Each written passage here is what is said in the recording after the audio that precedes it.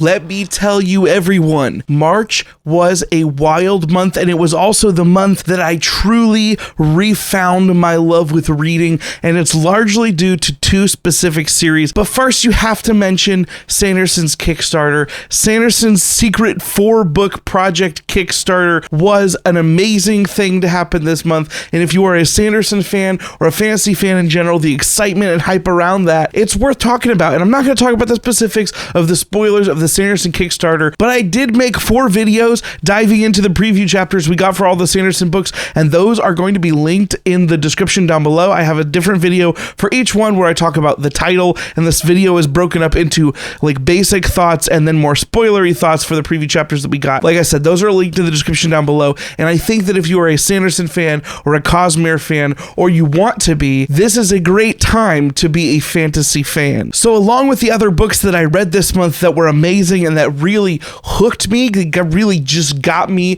into the passionate reading mode again, I think that it's worth checking out those Sanderson books if you want to and you haven't already. One of my favorite things about those Sanderson projects was that they weren't written on a contract schedule. Those projects weren't something that he had to write. They were something that he wrote for fun. So the exploration of different ideas that he hasn't been able to explore before in those secret projects really was exciting for me as someone who spent last year and especially the year before just deep diving into tomes, just deep diving into the Cosmere specifically. It is nice to see Sanderson exploring things that are a little bit outside the normal wheelhouse for him, while also like having them tied into the Cosmere, which I love so much. Breaking away from that, I've wanted to sort of prioritize in my own reading some of the books that people have sent me personally. And one of those books was a book that has been on my radar for a while. It's called Harrow Lake. Good friend and active member in the Discord community. The Discord is linked down below if you want to check that out. Chris sent me Harrow Lake, and it was a big disappointment. I thought about making a specific video talking about Harrow Lake, but I didn't just want to be super negative about it. It really contained some cool elements, and it really had started to hook me,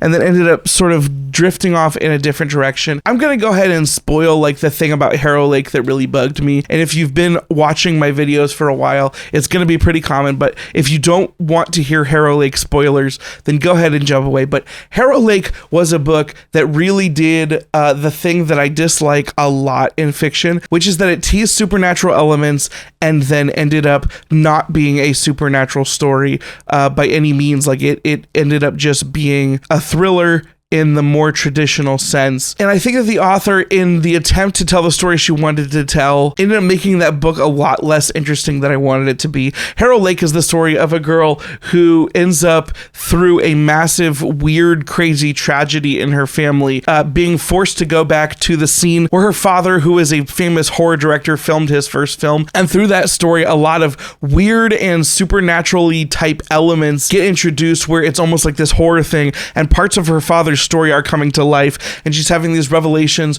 about other things. But it turns out that the revelations are that it is a more traditional thriller narrative, and that the main character is a super unreliable narrator in her own story, and also in the story as we see it at large. And the more we find that seems cool as far as like the horror fantasy elements, the more we find out that it's like sort of in her head, and it turns out that the story is something entirely different than it purports to be at the beginning. Which, if you listen to authors talk, one of the things that can really make a book flop is when something purports to be one thing and it makes a lot of promises in one way, and it ends up not fulfilling those promises and goes a completely different direction. Sometimes that works for me. Sometimes you have a book that just subverts everything and it's really cool. This was not the case for me. And the way that Harrow Lake starts is it's very disjointed and confusing, and it justifies those choices later on, but in the beginning it just feels awkward. And then it starts getting into the horror elements, and it starts feeling like it's going a different direction. But when it explains everything, it just fell completely flat for me in a way that it didn't work at all. It ends up having a completely different message than you think it might have tried to have. And there's some people that may like that, but for me, I get really turned off when a book is going one way, and it tries to be something greater than the natural world that we live in every day, and it pretends to have problems that exist outside the mundanity of the regular world that we live in, and it ends up trying to have an aspiring, hopeful note, but not the hopeful note that I wanted it to have, which was that monsters are real and we can beat them. Instead, it's like the monsters that we face every day are regular people and we can beat them. But I'm glad that I read the book. I do think it was interesting to see a new author's first take at writing a book. But ultimately, it's one of those things where if a new author writes a book you don't like, well, I didn't like it. Thankfully, in the process of reading that book, I opened up the drawer by my bedside table and I was reminded that Kate, another great friend from the book community, she has her own channel, which I will link down below, she had sent me the book I Am Not a Serial Killer by Dan Wells. If you're a Sanderson fan, you may recognize Dan Wells' name from both the Intentionally Blank podcast and also the award-winning podcast that he does with Mary Robinette Kowal, as well as maybe some other authors that sometimes come in and out, and Sanderson, of course. It's the Writing Excuses podcast where they deep dive into different writing related topics. I had never read Dan Wells before. I had heard some pretty positive things about I Am Not a Serial Killer, and the only negative thing that I'd heard about I Am Not a Serial Killer is something that let's just talk about this. If you look at the Goodreads reviews for I Am Not a Serial Killer, there's a decent amount of people, and this is like a mild spoiler, but I feel like most people talk about it in a way where it's pretty common to hear this before you read the books, and so I'm going to talk about it in this context. I thought that hearing this spoiler was going to affect my reading of the book, but after reading the book personally, I don't think that's the case, which is why I'm going to talk about it now. When the book I Am Not a Serial Killer begins, you are put in the perspective of a young boy who experiences the mental challenges of being diagnosed with a certain set of classifications that put him in the same realm as many serial killers of history. The way that his brain processes information and the way that he obsesses over certain types of information, he fits the same stereotypes that are often associated and the behaviors that are often associated with serial killers, and he takes it upon himself to not become a serial killer, even though he has these tendencies that are common in that type of person. Now, if you dig through the Goodreads reviews and negative criticisms of this book, it's fairly often that you will see a criticism of the book being the opposite of the one that I had for Harrow Lake, which is that Harrow Lake purports to be a horror story and then ends up being a thriller that's entirely based in real life things that could happen. And a lot of the criticisms against the serial killer, which is called the John Cleaver series, it's the I'm Not a Serial Killer, there's 6 books, 2 different trilogies based on the same characters. But a common criticism that you will see of this series is that it sort of pretends to be a regular thriller that ends up having supernatural and or horror elements. Now, some people consider that a spoiler. A lot of people in the reviews say that they felt like they were strung along thinking it was going to be a normal book, and then when it contained supernatural horror elements, it turned them off. The reason why I don't think this is a valid criticism, at least not as valid as people give it credit for, and I'm the guy that defends subjective reception of art, is that the book makes it pretty clear early on that we are dealing with something supernatural. It sort of gives itself away in ways that you could interpret that the book is being metaphorical when it says that you're dealing with demons, but I'm talking by the 20% mark, you've seen at least 2 references that this is not a natural killing that we are experiencing in the story. We are dealing with something that I believe the book straight up says is a demon. And so when people say that they are halfway through the book or further through the book, they are faced with the reality of this not being a regular thriller and that it's something supernatural horror related, I find that to be a very odd criticism when the book way earlier on is pretty clear that you're dealing with something in the horror realm. The thing is, as a fantasy reader, I don't see that as a turnoff. I see that as a draw. I also was sort of led to believe just by the talks around this series that was going to be the major plot twist of book 1. And I felt like the book was so open about it early on that it wasn't actually that big of a twist. And the people that were surprised by it weren't paying enough attention. And it wasn't the twist. The book itself has so many other amazing elements that I think make it really interesting. And I have a dedicated review review for that book where I talk about those elements specifically, the way that it handles this character, the way that it makes you think about your ethics when it comes to certain types of tendencies towards negative behavior, and the way that you actually get to spend time with someone experiencing the world in a different way than we experience it, and the way that it handles that in the midst of a pretty compelling story. I thought the book was excellent. If you want to see my specific thoughts in the review, check that out. I was planning on making a video review for each of those books, but something happened.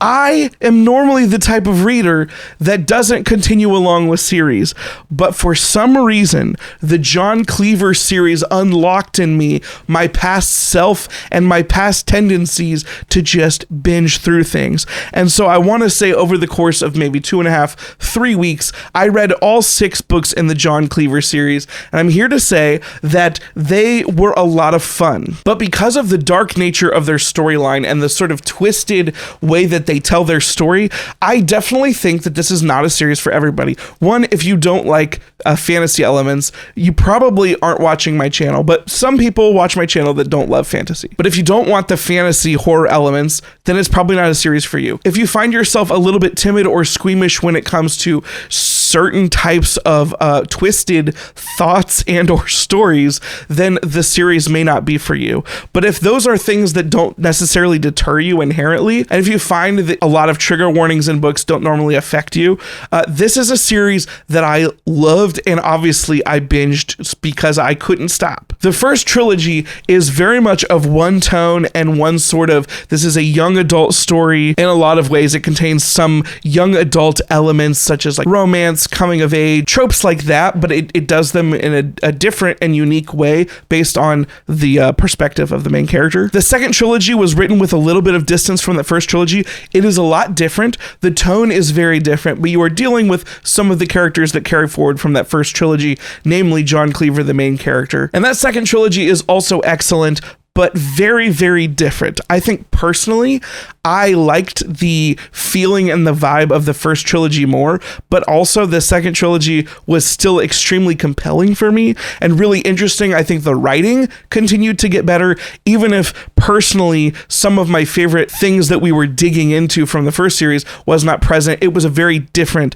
type of story with a completely different scope. And it's a little bit difficult to talk about without spoiling anything from that first series. All things being said, I think the John Cleaver series is excellent, and I think that more people would probably enjoy it. And I do think that more people should read it, but like I said, there's definitely a type of person that I would not recommend this series to, because there are times when you are just dealing with stuff and it feels weird to read it, and I know that will bother some people. Nevertheless, it has made me very interested in reading more Dan Wells in the future, though it seems like his other works, at least his more recent works, are written towards a younger audience or have a different tone entirely, so I haven't immediately gone into Dan Wells' other bibliography, but that being said, he's definitely on my radar, and I enjoy listening to his podcast more, having read one of his major works. As a side note, this is a series that was adapted into a movie. I would like to watch that movie and maybe talk about it at some point, but if you guys have seen any of my big discussion videos, adaptations are something that I have a very complicated relationship with and a very let's just say not popular opinions on adaptations in general. Now, if we're talking about things I've wanted to do a dedicated review on, just a shout out to get more people to experience something that I think is awesome, I have to talk about the audio drama series Rogue Life. Now listen, there is a lot of people that I'm friends with that read audiobooks, listen to audiobooks, whatever you want to call it. I'm not here to judge, but I feel like every time I talk about audio dramas on the channel, it suffers. So I'm going to talk about audio dramas in a book video just to get the message out there to more people. I love audio dramas. I have enjoyed audio dramas my whole life. They've been very influential to me. They have a lot of the elements of audiobooks that are awesome. They oftentimes allow more time, though they still are episodic in a way that is not always my favorite method of storytelling. That being said, I very frequently enjoy audio dramas when I listen to them. They contain some of the best parts of having actors like movies do, while still allowing a lot of room for your imagination to do a lot of the work, and it sort of makes you think in a way that visual mediums don't. The audio drama Rogue Life, which I still want to do something specific about in the future, is something that I'm about halfway done with, and it is an audio drama created by someone within our own community. It's Brady Flanagan. I'm going to link the links that are appropriate down below. But Rogue Life is really cool because as someone that is a nerd who likes video game type content and video games themselves, Rogue Life is like, it's a play on like roguelite or roguelike video games. It's where a character, almost Groundhog Day style but different, is living through scenarios that are very different, and then he dies in those scenarios, wakes up in another scenario, and has to basically keep looping through these different things. But the way that it's played out in this audio drama is that almost each of these episodes is based in a different scenario that plays as a different genre. Like the first episode, I believe, is like detective noir. Some of the other episodes include like a Hanna-Barbera style, like Scooby-Doo episode. There's another episode that throws a lot of homage to like Legends of the Hidden Temple / like more specific video game references. I believe one of the more recent episodes is like paranormal investigation. And each of these episodes is extremely well done and calls a lot of references and sound effects that are from the things that you are likely nostalgic for if you are of my age range, at least. It has a lot of video game and nerd references, culture references that we're all sort of familiar with if we're in these types of communities, the Venn diagram, etc. If you are looking to support an audio drama made by somebody within our own community, one of our reader friends, and also someone who's very present on my Discord, which you can check out, it's linked down below, Brady Flanagan created Rogue Life, and I think you should check it out, and I plan on finishing it and talking about it more on the channel soon. Now, the thing that I have been the most passionate about right now, like I'm in the midst of this deep, obsessive passion, is Cradle. I released a video review for book 1 and book 2, and I was going to force myself to stop and do a video review for each of the books in the Cradle series because I didn't want the future books to taint my reviews for the books as I was going. The problem was I don't have any self-control, and Cradle is very heck dang good. For more specifics on the setup for Cradle, basically it's almost like a shonen anime style book, but it's progression fantasy, which I've never read before. Essentially, it's about a character who finds out about this super bad apocalyptic type event, and he's got to become powerful enough to defeat that event. And over the course of the first 5 books, which I think I read last month, whenever I'm making this video and you're watching it, over the course of March, I have binged this series like I haven't anything else in a very long time, and I'm probably going to be done with the series this week, next week. Well, it's a series in progress. You may have heard of this series because Will White, the author, started a Kickstarter at the same time as the Brandon Sanderson's Kickstarter. Will White did a little bit of a parody of the Brandon Sanderson announcement video, and Brandon Sanderson showed some love to Will White with the Cradle series. Well, I finally read it. I've been hearing people talk about it for a long time. It's not the biggest series that I hear talked about, but the fans of Cradle that I hear from are some of the most passionate fans in trying to get people to read this book, like positive passion, not like negative fandom passion. And it was totally valid. I wasn't fully on board after reading the first book, but after the second book I was, and it's only gotten bigger. Like I have only needed to read more Cradle more as I've continued to read Cradle, because the character work,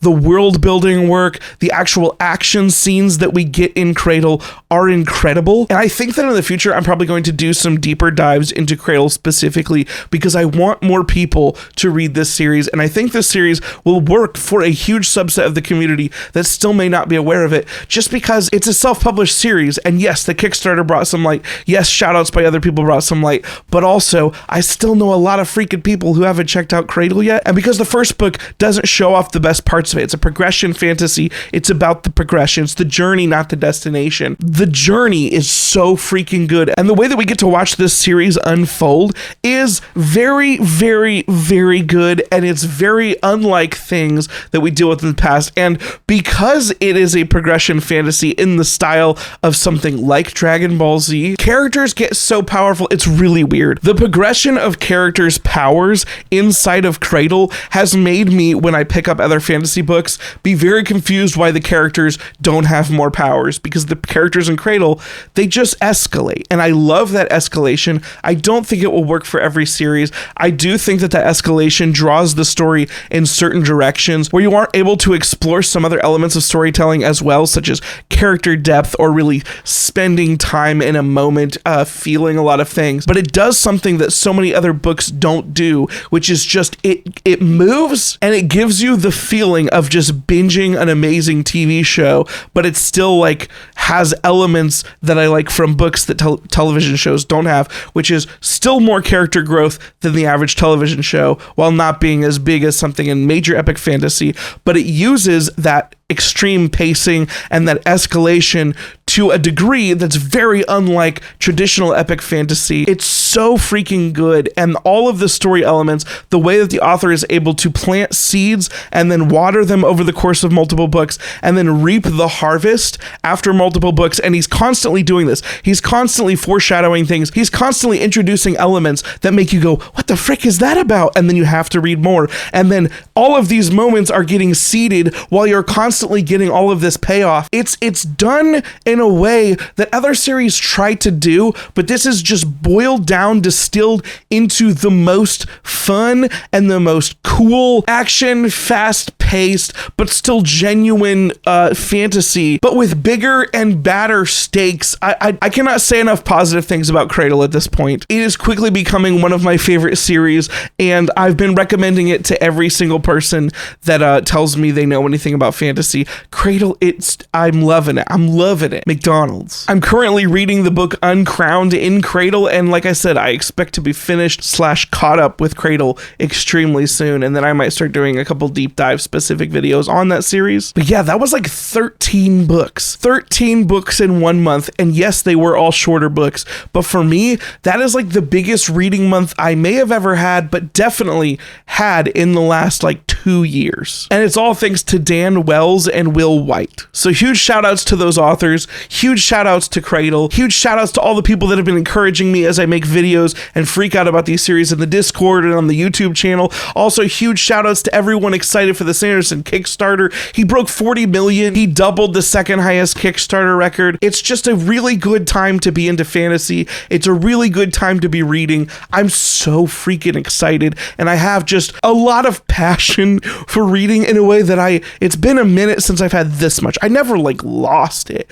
but I am so into Cradle right now, guys. If you'd like to see me continue to geek out about the stuff that I'm reading, there is a subscribe button down below. I would love it if you joined us. If you liked this video, please hit the thumbs up button. Interacting with this video helps YouTube think that people thought it was interesting. Have you read Cradle? Have you read the John Cleaver series? Have you read Harrow Lake? If the answer to all of those things is no, what are you reading right now that is just fueling your love for reading? Please let me know in the comments down below. I'm super looking forward to continuing to talk about books with you. Thank you so much for watching. I love you all. Until next time, goodbye. Sleep, no one ever get enough. Always looking out tired. Sleep, no one ever get enough. If I don't show up, I might get fired. Sleep, no one ever get enough. Always looking out tired. Sleep, no one ever get enough. If I don't show up, I might get fired.